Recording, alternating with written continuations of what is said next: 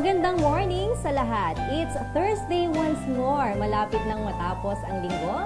Marami ng sale sa mga mall, kaya naman ang iba sa inyo ay nag-a-advance Christmas shopping na dahil 80 days na lang at Pasko na.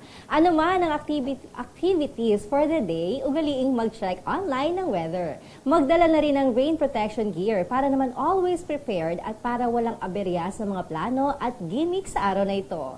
At bago lumabas, i-update muna ang mga sarili sa latest science and technology news. At lahat ng yan ay nandito sa DOStv. Ako po si Jal Miranda, ang inyong ka-online at ka-forever. We welcome you to DOStv, your most comprehensive real-time authority on the latest weather updates. Dahil weather lang ang laging nandyan, tag-araw man o tag-ulan, hindi nang iiwan kahit sino ka man. Remember that, folks, it's DOStv, reporting live from Pag-asa Weather and Flood Forecasting Center. Ang DOStv ay mapapanood ninyo Mondays to Fridays, 11 a.m. to 12 noon. Dito lang sa www.dostv.ph. At live na rin po tayo sa Facebook at facebook.com/DOSTVPH. Kaya naman, makisabay na rin sa live streaming namin. For today's episode, usaping halaman at crops naman ang ating magiging topic sa ating live talk. Makakausap po natin ang isang agriculturist from the University of the Philippines, Los Baños. Tuturuan niya tayo kung paano ang tamang pagtatanim ng mga crops to increase production and diversity. Kaya naman, abangan niyo po yan maya-maya lamang. Pero bago yan, alamin muna natin ang magiging lagay ng panahon for today. Heto ng ating Pag-asa correspondent, Mr. Benison Estareja, para sa ating ulat panahon.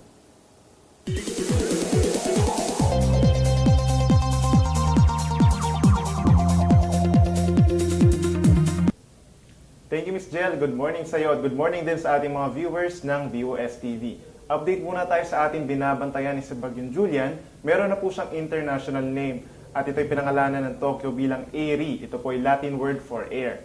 Sa ngayon po ay tropical storm pa rin si Bagyong Julian at namataan kanina alas 7 ng umaga sa layong 125 kilometers kanluran ng Basco, Batanes. Taglay po nito ang hangin na umaabot na sa 85 kilometers per hour malapit sa gitna at may pagbugso naman na umaabot na sa 130 kilometers per hour. Kanina pong umaga, around 4 to 5 a.m., ay nag-cross po dito sa pagitan ng Batanes and Babueng Group of Islands, particularly sa Balintang Channel. At sa ngayon po ay inaasahang lalapit dito sa western boundary of PAR, around 2 to 3 ng hapon. Nasa labas na po ito ng Philippine Area of Responsibility. Base po sa ating latest track, kung mapapansin po natin, nag-depression siya bilang panimula, at nag-intensify bilang isang tropical storm hanggang sa bago lumabas na ating Philippine Area of Responsibility ay tropical storm pa rin po ito. Subalit after 24 to 48 hours, inaasahan po na posible siyang maging isa na lamang depression, tropical depression, and after that ay posibleng malusaw na rin ito bago ito tumama sa southeastern portion ng China. Dumako naman po tayo sa ating signals.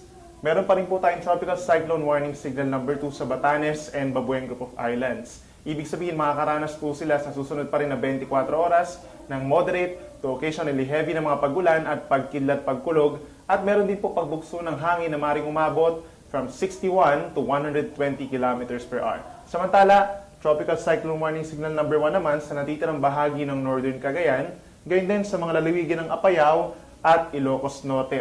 So asahan po natin sa susunod naman na 24 oras, meron ding malalakas na mga pagulan and possible din na pagbugso ng hangin na umaabot from 31 to 60 kilometers per hour. Pero sa paglabas po ni Bagyong Julian ngayong araw at particularly ngayong gabi ay inaasang mawawala na rin itong mga warning signals sa ating bansa.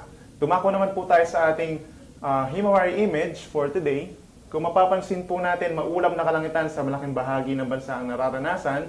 Pagdating po dito sa Luzon, kung mapapansin po natin, bahagyang maulap na kalangitan ng nararanasan dito sa natitirang bahagi ng Northern Luzon at maging sa Central Luzon. Dito rin sa Metro Manila ngayon, bahagyang maulap hanggang sa maulap na kalangitan ng nararanasan. At sa ngayon, maulap na kalangitan dito sa may Mimaropa and Bicol Region. Dahil po yan sa hanging habagat or southwest monsoon na pinalalakas ni Bagyong Julian. So asahan po natin sa susunod na 24 oras, mahina hanggang katamtamang mga pagulan na may kasamang pagkidlat pagkulog ang aasahan sa malaking bahagi ng Luzon. Samantala, punta naman tayo sa ating temperature forecast for Luzon. Sa Metro Manila, mababa ang range ng temperature natin, 23 hanggang 30 degrees Celsius. Dito naman sa Baguio City, maglalaro pa rin pang 16 hanggang 23 degrees.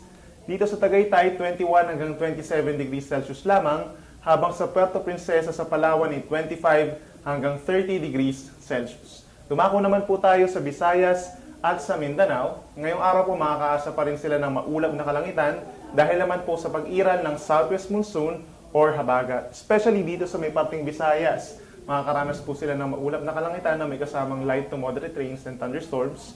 Dito naman sa may parting Mindanao, more on dito sa may Zamboanga Peninsula po, makakaranas ng maulap ng kalangitan at meron din kasamang mga light to moderate rains and thunderstorms. Habang dito naman sa natitirang bahagi ng Mindanao, bagyang maulap at minsan ay nagiging maulap na may kasamang isolated rain showers or thunderstorms. Dumako naman po tayo sa temperature range for Visayas and Mindanao. Kung mapapansin po natin, bumaba ang temperatura sa mga lalawigan o sa mga syudad sa Visayas and Mindanao. Sa Metro Cebu, 24 hanggang 29 degrees Celsius lamang ang temperatura. Dito naman sa Iloilo, 26 hanggang 30 degrees. Sa Metro Davao, 24 hanggang 30 degrees Celsius. Habang sa Zamboanga City naman ay 23 hanggang 30 degrees Celsius. Sa ngayon po yung gale warning natin, more on dun lamang sa may extreme northern Luzon kung saan nakataas nga ang tropical cyclone warning signals number 2 and 1. So ibig sabihin po, bawal po malaot doon ng ating mga kababayan na nangingisda dahil sa matataas na mga pag-alon. And after po ni Bagyong Julian, wala naman tayong namomonitor na panibagong sama ng panahon na maaaring pumasok sa ating bansa hanggang sa darating na weekend.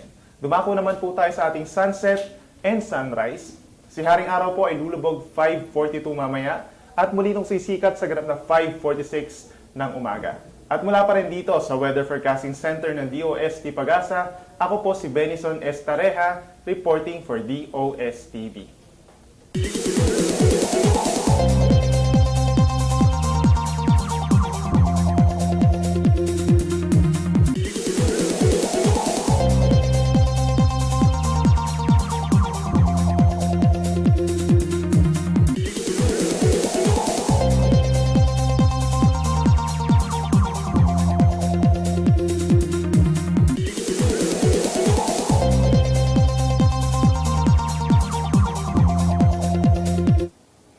For exclusive content na dito nyo lang sa DOSTv makikita. Here's Mr. Richard Orendain for our flood and water level advisory. Maraming salamat Ms. Jel at magandang umaga sa iyo at sa ating mga taga-subaybay ng DOSTv. Dam update po tayo sa minomonitor natin mga dams dito sa Luzon. Umpisa natin dito sa Angat Dam. Kaninang alas 6 ng umaga, ang elevation niya is 195.38 meters. Bahagya po itong tumaas ng 23 meters dahil nga may mga pagulan within the watershed ng Angat Dam. Samantalang dito sa Pantabangan Dam, current elevation niya is 195.10. Tumaas po ito ng 23 cm. Samantalang dito sa San Roque Dam, 269.69 meters ang elevation niya at bahagya rin po itong tumaas ng 32 cm. Samantalang dito sa Magat Dam, good news po ito para sa ating mga kababayang farmers dyan sa Isabela dahil kaninang alas 6 ng umaga, tumaas po ito ng 180.34 meters, tumaas siya ng 2 meters. So bali, almost 7 meters na ang tinaas niya in 4 days. So maganda po ang naging indikasyon ng mga pagulan dito sa watershed ng Magat Dam. Samantala, dito po sa Angat Dam, kailangan pa rin natin ng at least 540 millimeters of rainfall bago po ito umabot ng 210 meters. And then dito naman sa San Roque Dam, kailangan pa rin natin ng at least 510 millimeters of rainfall bago ito umabot ng 280 meters, which is the spilling level. And then dito naman sa Pantabangan Dam, kailangan pa rin ng 1,360 millimeters of rainfall bago po ito mapuno. Samantalang dito sa Magat Dam, 72 millimeters na lang ang kailangan para po ito mag-spill. Samantala, nagpalabas po kami ng kaninang alas 7 ng umaga, General Flood Advisory dito po sa mga lugar ng Region 4B, which is Mimaropa, dito po sa mga lugar ng Palawan, Occidental Mindoro, Oriental Mindoro, and Marinduque.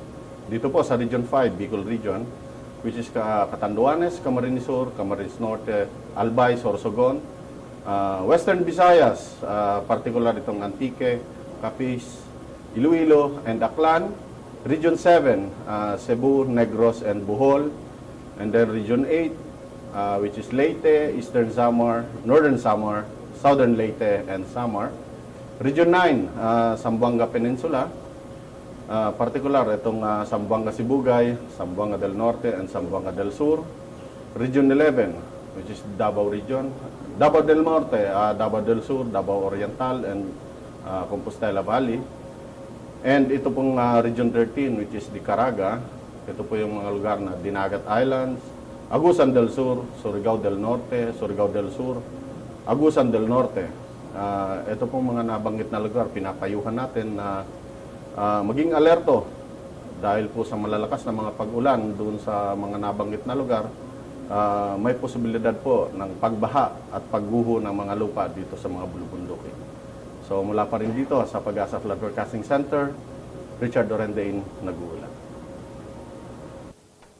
Ano kaya mga proyekto ang hatid ng DOST para sa mamamayang Pilipino? Alamin dito sa DOSTv Flash Report.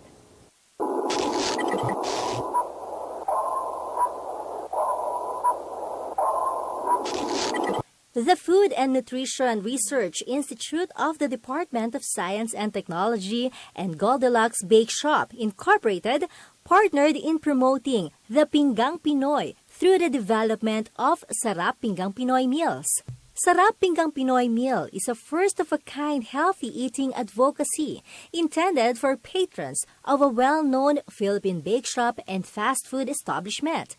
This meal is now available in all Goldilocks Bake Shop Incorporated branches in Luzon. Goldilocks branches in Visayas and Mindanao will also offer Sarap Pinggang Pinoy meal very soon. The Sarap Pinggang Pinoy meal is based on the FNRI's Pinggang Pinoy, the newly developed food guide that is easy to understand. It is a simple guide that shows the proportion of Go, Grow, and Glow foods to maintain a healthy body. The Pinggang Pinoy can be used as a guide when eating outside. Let us all practice healthy eating while eating out. Go for Sarap Pinggang Pinoy meal. The locally developed educational tool called Starbooks has gained much interest in the province of Quezon after it was first installed in the province in 2014. After its installation, various private and public schools in Quezon requested this knowledge product from the Department of Science and Technology's Science and Technology Information Institute, the developer of Starbooks. Starbooks of the Science and Technology Academic Research-based openly operated kiosk station is a library in a box for students in the elementary, high school, and college students, as well as researchers all over the country. This initiative is also in partnership with the Librarians Association of Quezon Province in Lucena Incorporated.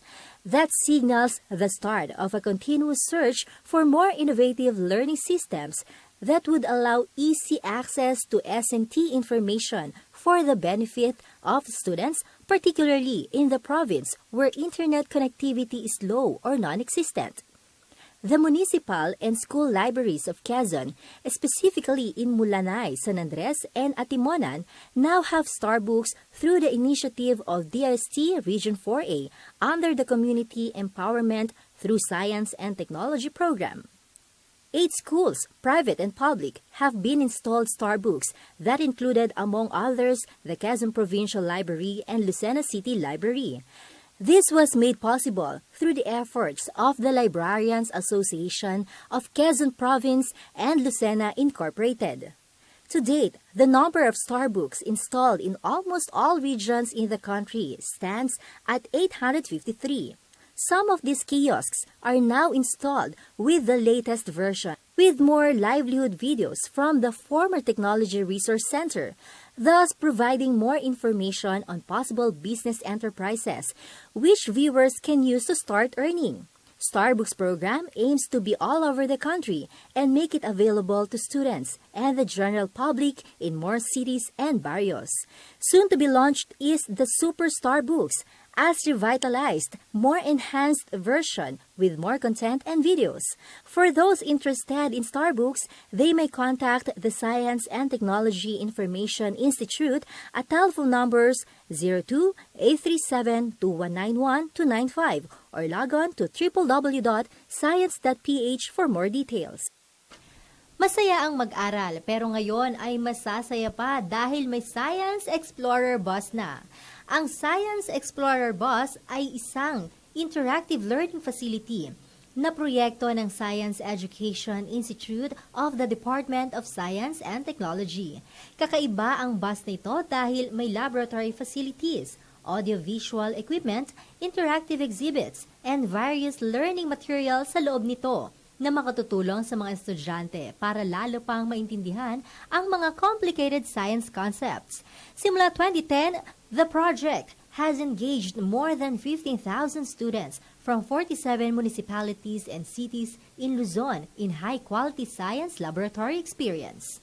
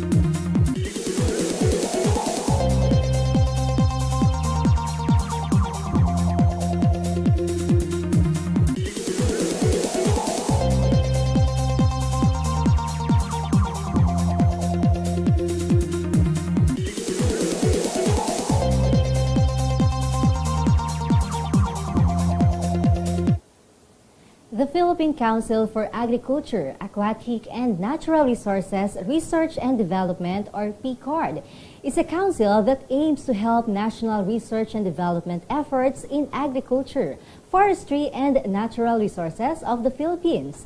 And speaking of resources, the natural vegetation of the Philippines is highly diverse.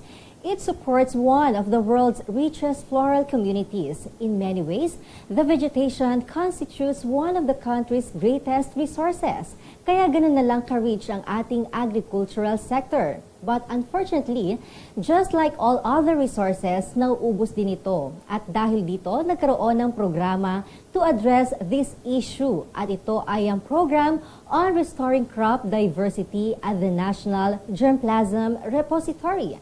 At para magbigay linaw pa sa programang ito, makakausap natin ang isang agriculturist and researcher. Siya po ay may master's degree in plant genetic resources conservation and management from the University of the Philippines, Los Baños. Furthermore, meron din siyang PhD in horticulture also from UP Los Baños.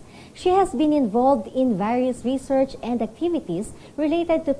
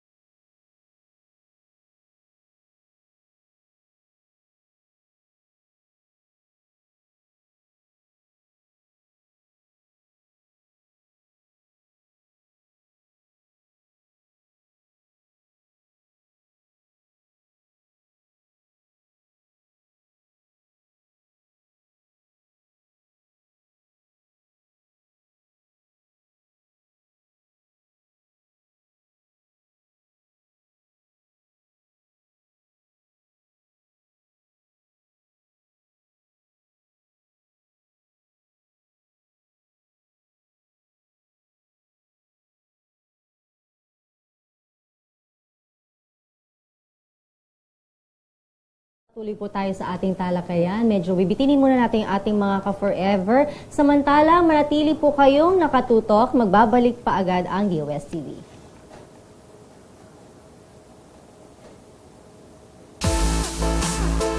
Technical problem lang po.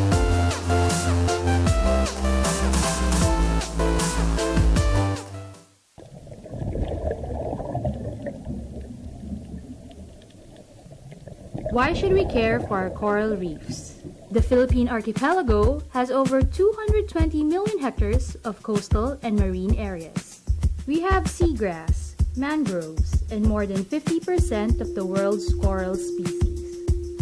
The Philippine reef environment is an invaluable marine resource, generating 6 billion pesos for tourism, 19 billion pesos for shoreline protection, and 35 billion pesos for coral reef fisheries.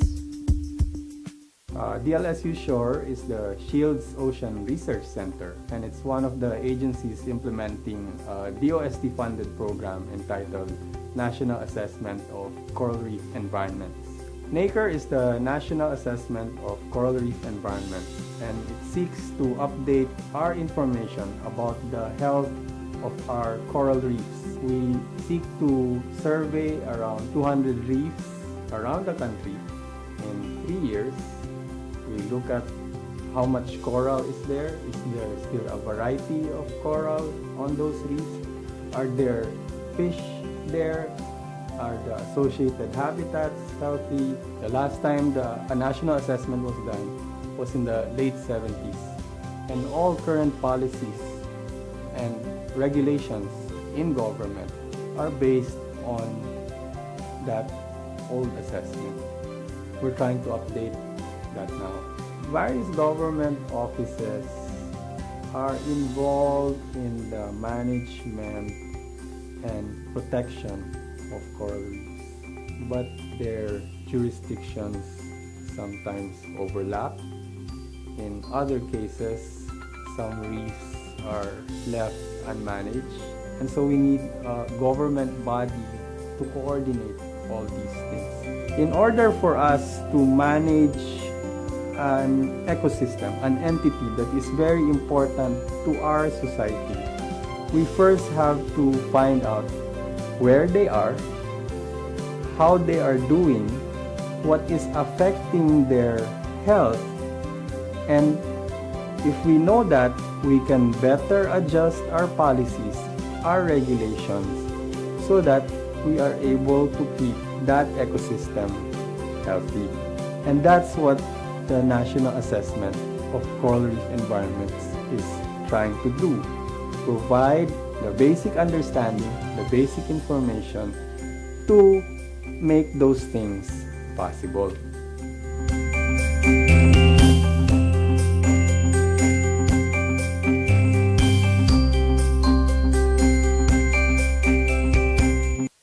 Ang kapuluan ng Pilipinas ay may mahigit sa 220 milyong hektarya ng baybayin at marine ecosystems na saganang pinamamahayan ng iba't ibang uri ng damong dagat, bakawan, at mahigit sa 50% ng uri ng coral sa daigdig. Nakasalalay ang pagkain, kabuhayan, at iba pang pangunahing pangangailangan ng milyon-milyong Pilipino sa mga marine ecosystem na ito. Lalong-lalo na sa mga bahura o coral reefs. Ang mga bahurang ito ay pinanggagalingan ng taunang net benefit na umaabot sa 6 na bilyong piso mula sa turismo at 35 bilyong piso mula sa pangingisda. At 19 na bilyong pisong halaga naman ang binibigay ng ating mga bahura bilang proteksyon mula sa kalamidad.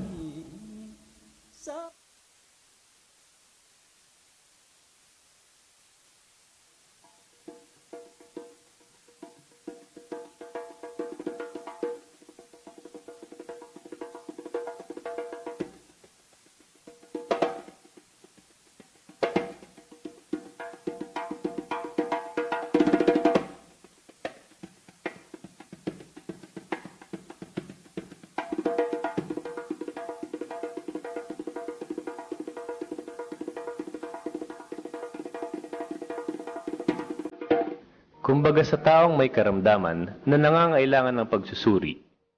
Ganitong pagsusuri rin ang kailangan ng mga bahura ng Pilipinas. Ito na rin mismo ang ginagawa ng programang National Assessment of Coral Reef Environments o NACER.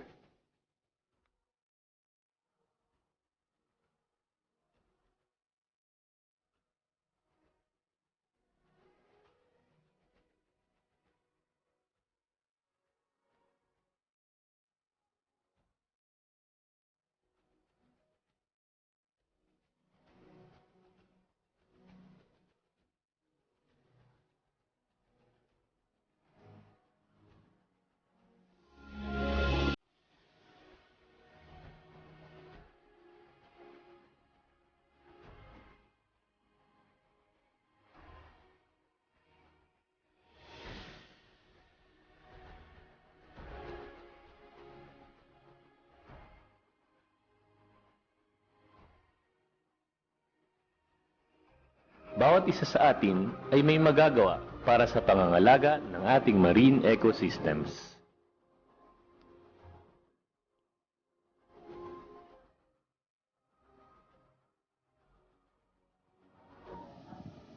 Kailangan natin ng gulay for nourishment. Ang puso natin, kailangan din ng love para mas lalong maging stronger ang beat at mas maramdaman ang emosyon. Heto ng ating mga nakalap na hugot panahon. Dito lang sa What's the Weather With You.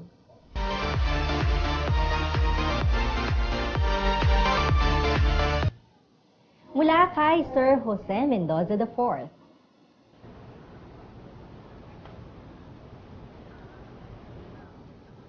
Ikaw ang letter G sa salitang pag-asa. Dapat tinatanggal ka. Puro ka paasa. Mula naman kay Samuel Claveria. Sabi niya, para kang weather at ako ang forecaster. Binabantayan ko ang bawat galaw mo. Stalker mode ang inyong lingkod. Haha. Ayan mga ka-forever, dahil ano pa man ang iyong nadarama, kapag tinamaan ka talaga ng pag-ibig, bibigay din ang iyong puso. Huhugot ka rin, kaya naman huwag nang mahiya, isigaw na ang deepest feelings. Sa mga hindi pa humuhugot dyan, i-open nyo na ang mga online devices at mag-post na sa hashtag Hugot Panahon. Maghugot na para lagi tayong magkasama dito sa What's the Weather With You.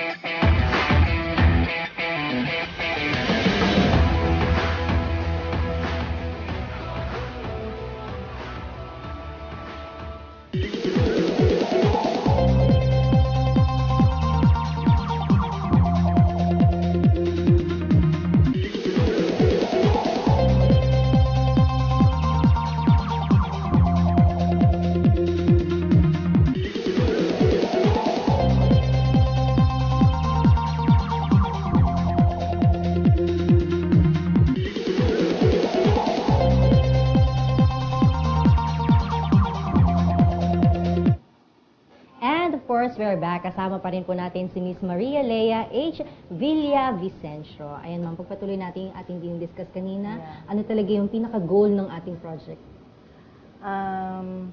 Of course, we want to restore o ibalik yung dating nawala naming collection at makapagbigay uli ng mga germplasm materials na of very high quality.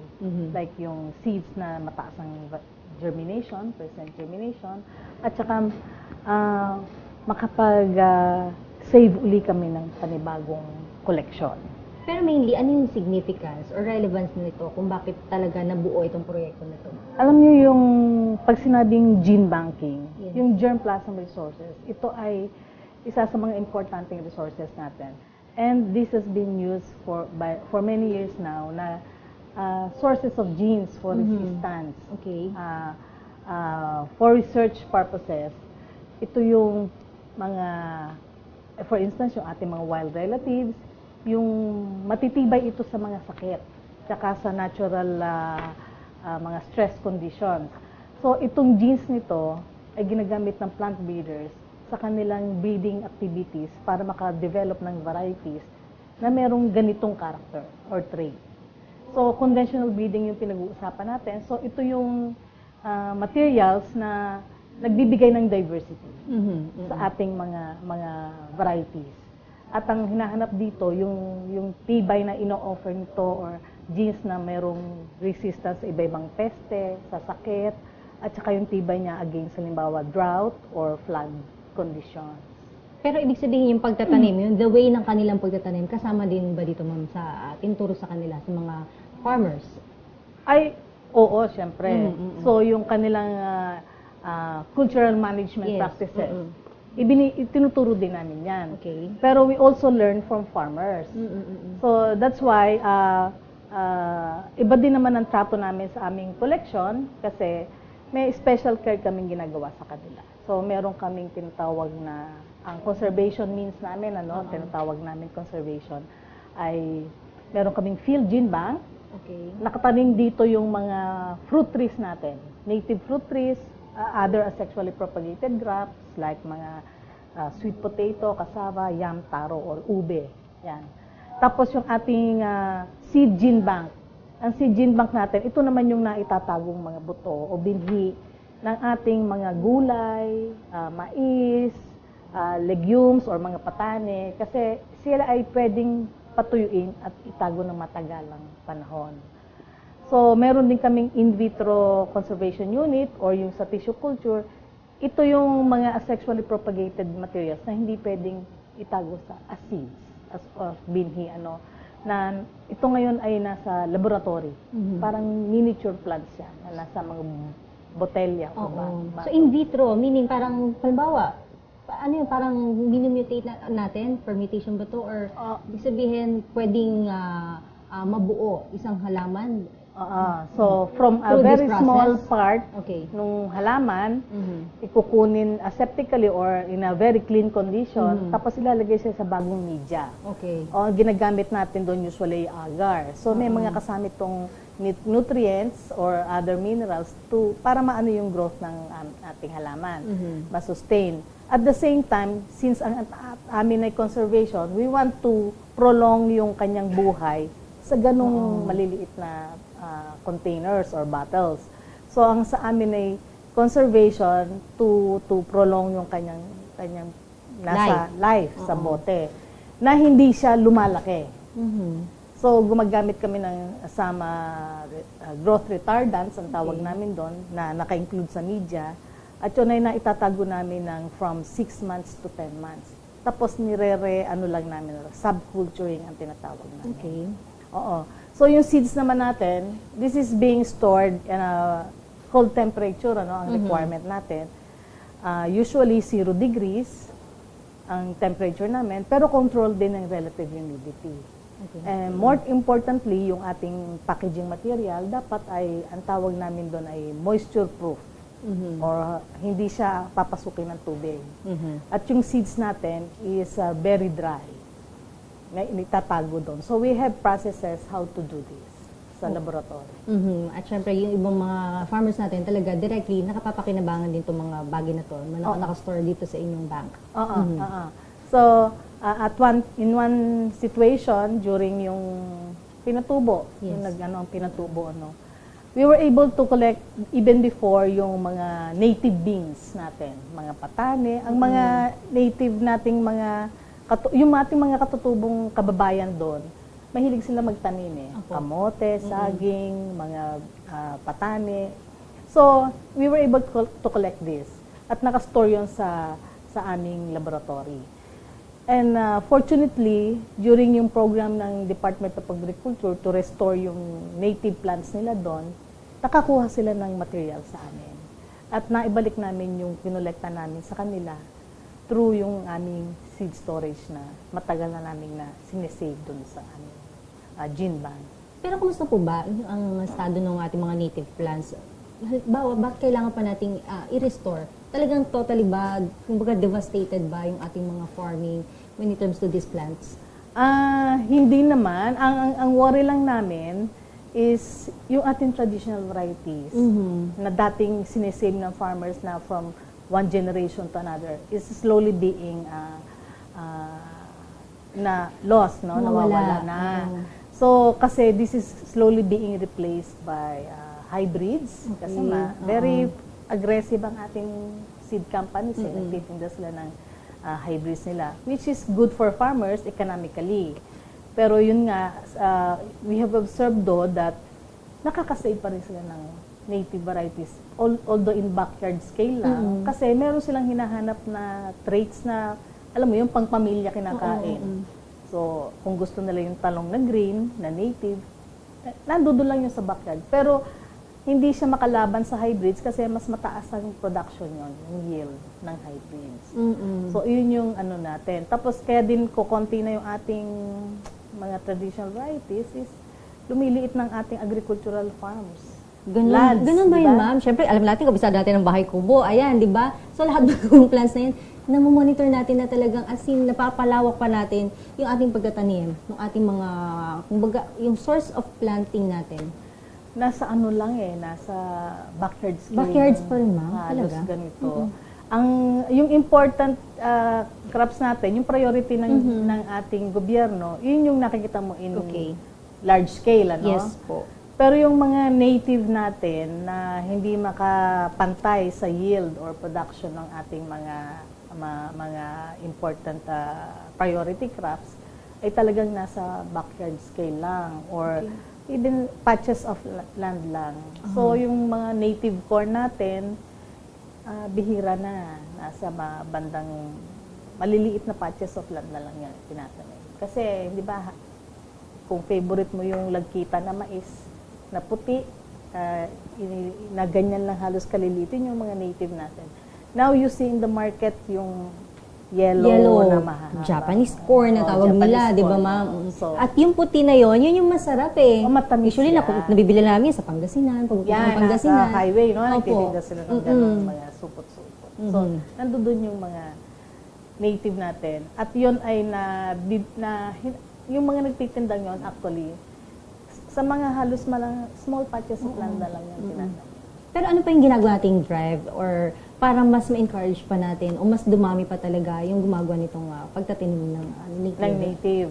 Ngayon, may programa ang gobyerno through the DOST or the Department of Agriculture. There was a time na talagang in-encourage nila ang home gardening. No? At saka even schools are required to establish at ituro itong mga backyard gardening. At dito, mas in-encourage nila din na itanim ay yung indigenous or native vegetables natin. So, for instance, sino bang nakakakilala ng bataw? Native legume natin yan, na sinasama sa gulay, sa mga pinakbet or yung diningding sa Ilocano. Tapos yung patani, maraming klaseng patani tayo. And yet, ito yung mga nakikita natin sa mga native dishes natin na parang ngayon sa bahay kubo. No? Opo. For instance, ang preference sa ampalaya, yung hinahanap pa rin natin yung maliliit na ampalaya. Kasi ito yung mas masarap na isinasama sa native dishes natin, yung traditional dishes. So, yun yung mga nawawala na unti-unti sa ating natural habitats. Ibig sabihin kapag kapalabahan, bawal nagtatanim ka, yun nga sabi niyo mga iba't ibang varieties yung napoproduce natin eh. Meron yung, katulad niya yung maliliit na ampalaya, meron yung mahabang ampalaya. Bakit? Depende yun sa seeds. Oo. Yun yung diversity na ino-observe natin. So, there are, for instance, in eggplant alone, there are white eggplants, round eggplants, violet eggplant, green eggplant. So, shapes and sizes. Yun yung diversity na hinahanap namin. Pero ngayon, as much possible, yung diversity ay kinakabit namin ngayon sa climate change. Kailangan natin makadevelop o makapili ng mga varieties na, ayan, native eggplant yan. Yun, ma'am. Yung mga pinapakita natin, eggplant yun. Puti. Kasi Oo. usually, ang alam nating eggplant ay violet. Violet. Violet talaga, na mahaba. Purple, oo. Yan. Oo. Ayan po ay... Mga native yan na Okay. eggplant. Mm-mm. At usually sa backyard lang namin nakikita yan. Kaya naman hindi masyadong tinatanim yan, makikita nyo yung mga native natin, may mga tinik-tinik sa halaman. Opo, opo. So mahirap harvestin yan pag minsan. Ayaw ng mga sa production, high production farms, ano? So hindi mahirap yan. Yan, katulad noon, kala ko kamatis. Pero yan ay eggplant. Wild relative yan ng eggplant. So, Ano ibig sabihin nun, ma'am, wild? wild. Ang domesticated or cultivated eggplant natin ay ang genus at species nun ay Solanum melongena. Okay. Ito is Solanum suratense. So, magpinsan, parang ganun Oo, magkamag-anak. magkamag-anak sila. Pero itong wild species na to, ito yung sources of genes. Kasi nalaman na aming mga researchers sa Institute of Plant Breeding na itong mga species na to ay matibay sa insekto. Hindi siya gusto nung... Kasi kung mapapansin yung common nasa market, yung mga talong na maraming butas-butas. May peste, oo. Di ba? O kaya yung may bulok-bulok. Opo. So ito, matibay sa ganong mga peste at saka sakit. So ito ay ginamit na ng aming plant breeders as sources of genes for this particular resistances to Yan. diseases. Okay, yan ma'am ay hindi kamatis yan. Hindi. Yan ay wild eggplant din yan. Oh. Usually yan ay sa backyard, may nakikitaan kaming farmers na nagtatanim yan kasi may ibang use sila. Not as vegetable, pero pwede rin siyang medicinal. Pero ito, yung young fruits niyan, kasi ang young fruits niyan green, ginagamit nila sa salad. Ang lasa niya, ma'am, ano lasa? Medyo mapait. Mapait, Medyo okay. mapait. Tsaka mabuto siya. Pag naging mature na siya, mabuto na siya. Mm-mm. O, ito ibang species din to ng talong o ng egg ng solanum, ang tawag namin. At ito ay nakikita sa sa bandang Quirino, Abra na lugar. Okay. Oo. Pwede siyang, ngayon ay binibigyan siya ng pansin ng probinsyang yon at kasi pwede siyang vegetable talaga. Okay. I-consume as vegetable. Pero sabi nga mapait ang lasa. Tapos mabuto. Compared dun sa Mabuto. mga regular natin na Oo, kinakain mabuto siya. talaga. Oo, mabuto. Na mga... Tsaka matinik yung halaman, Oo. usually. Kaya mahirap i-harvest. Diyan sa tangkay niyan, may mga tinik-tinik na yan. Pero usually sa mga probinsya, yun yan, bukod sa Quirino, dito sa city, sa Manila, parang hindi siya ganun kakilala, di ba? Wala, oo. Sa Davao, marami kaming nakita nung parang kamatis na talong. Sa North, meron din kami nakita. Even sa Quezon, meron kami nakolekta noon. Yun nga lang talagang bilang yung lugar na makakakolekta kami ng gano'n. So aside from this, syempre meron tayong mga drive or mga proyekto pa, pero ano yung mga nakikita nating challenging part or mga problema na kinakaharap natin sa pagpapatupad nitong proyekto na ito? Siguro yung awareness, kasi although ang farmers, very, yung aggressive. Alam na nila yung importansya ng traditional varieties. Pero tayo, yung future generations, medyo kulang sila sa awareness. Na meron tayong ganitong traditional varieties na we should conserve. At meron tayong a national gene bank na pwedeng mag-process nito at mag-conserve for future generations. So, kasi yun ang pinaka-observation namin, nagka-problema kami sa pagkukolekta. Gusto namin i-restore man to its original number. Talagang nahirapan na kami maghanap ng traditional and native varieties ng ating vegetables, cereals, root crops. So, konti na talaga siya. Pagdating sa Banda Norte, syempre Benguet, Baguio, ayan. Oo. Bundok na talaga. Papasok na kami sa loob-loob ng mga bundok. Wala na doon sa mga babang parts. Oo. Talagang doon na kami, kumbaga, kung sasamahan kami ng aming, kasi humingi kami ng tulong sa local government. Yes, so, sasamahan nila kami. Sila na nagsasabi na, wala na kami makita dito. Doon na tayo pupunta sa bundok. So, normally, pag sabing, akyat kami na yun. Yun ang talagang effort namin. Gusto namin talaga siyang ma-recover at may conserve sa aming gene bank. Ano pa yung mga future plan natin, ma'am, para sa NTGR? Of course, with this phase 2, we would like to continue on. with these activities kasi for 3 years, only a small percentage of our collection was regenerated. Parang kung meron kaming 30,000 accessions or collections, konti lang, 5,000 pa lang ang aming from this project ang na-characterize at na-regenerate. So we still have how much? 20,000 more. And we haven't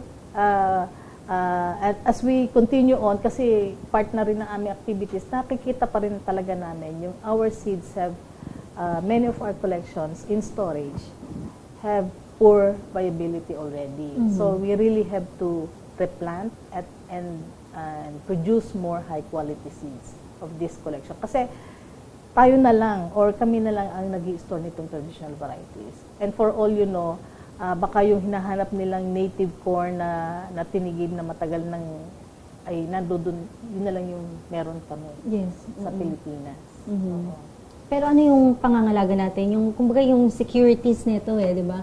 Na ito na lang pala, hanggat maaari talaga maingatan natin to. Parang, kumbaga last option na lang natin to Sa ngayon,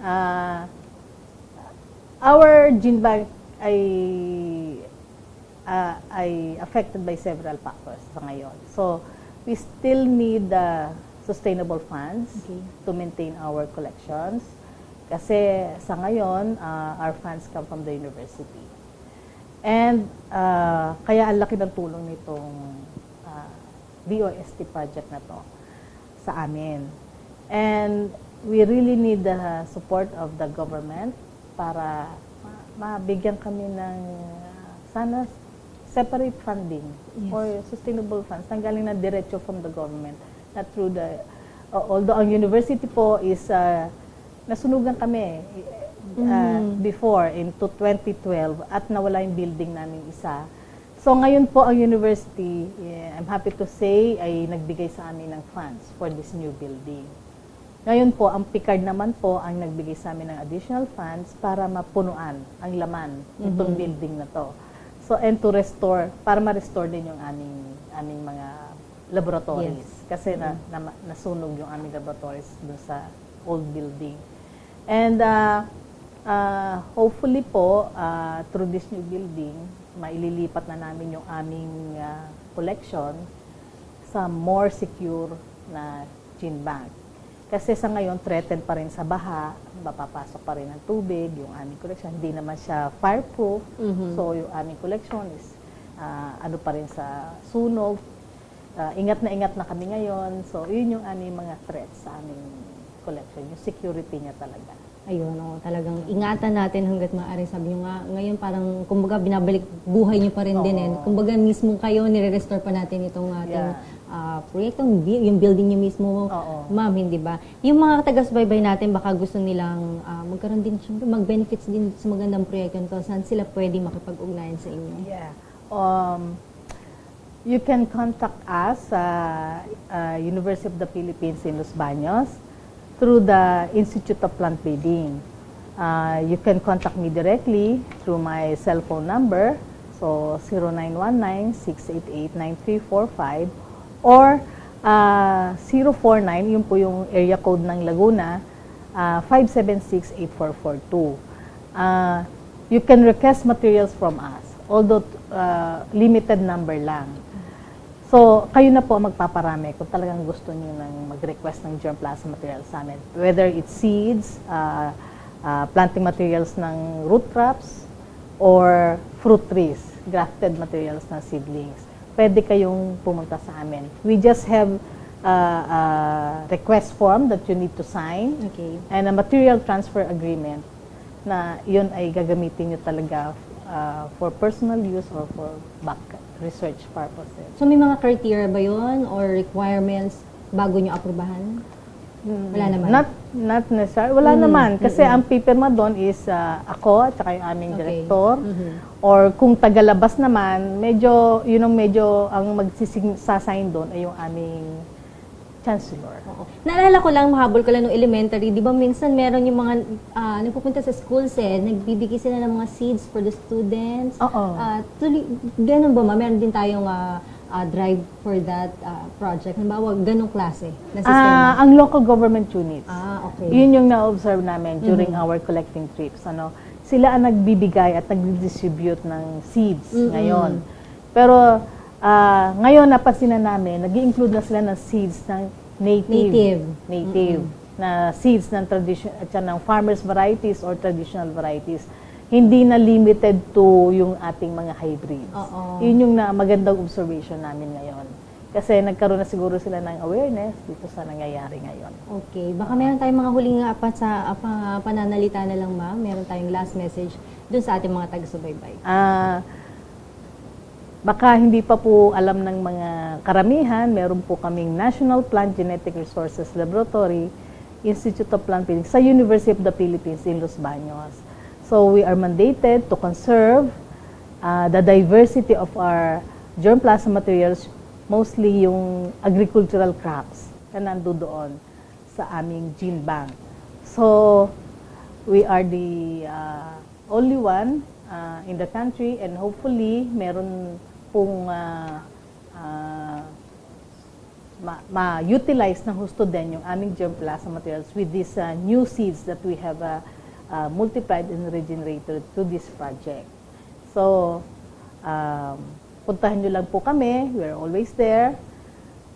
Or you can also contact Dr. Jocelyn Eusebio from Crop Research Division of Picard kasi sila po yung aming directly co-coordinate sa aming program. So, through Picard po, 5360014. And they have local lines there. So, you can contact them also. Okay. Thank you so much po, ma'am. And more welcome. power. Good luck po siguro sa inyo pa mga future projects sa inyong opisina. Yes. Lahat tayo magtutulungan para ma-restore din natin. Siyempre, ating native plants, sabi nga natin na napapaubos na. Magtulong-tulong tayo upang lalo pang mapaunlad ang bagay na ito. Yes. Maraming salamat, ma'am. Thank you. Ayan, mga ka-forever. Mga ka-forever, nakasama po natin si Miss Maria Lea H. Villa Vicencio. Sabi nga natin ng agriculture, ang isa sa mga overlooked na industriya ng bansa natin. At syempre, nagpapasalamat tayo sa efforts ng office ninyo at patuloy na nare-realize ng mga tao na dapat nating pahalagahan at alagaan ang ating yamang lupa. Good luck and more power po sa office ninyo.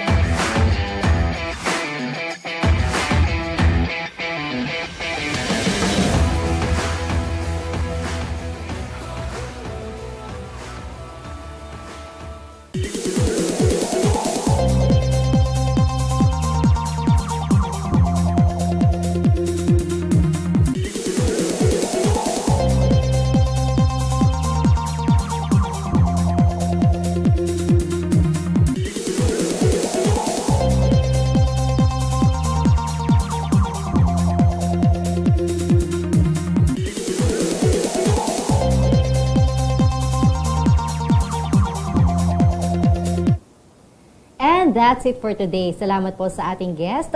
Buhay na buhay ang countryside at agriculture dahil sa never-ending service at projects ng PCARD at UP. Bukas, ibang topic naman po ang hatid namin sa inyo, kaya lagi lang tumutok sa DOSTv. Dahil kahit anumang panahon ang dumating, babalik kami, kaya nood lang 11 a.m. to 12 noon, Mondays to Fridays. You can visit our webpage at www.dostv.ph and subscribe to our YouTube channel, www.dostv.ph/YouTube, or follow our Twitter and Instagram page, DOSTVPH. And like our Facebook page, facebook.com/DOSTVPH. Kaya click na at mag-login para lagi tayong magkasama. Dahil weather lang ang laging nandyan, tag-araw man o tag-ulan, hindi nang iiwan kahit sino ka man. Kami ang DOSTV na laging nandyan, may bagyo man, kulog o kidlat, hindi namin kayo iiwan. Dahil laging tandaan, weather is forever.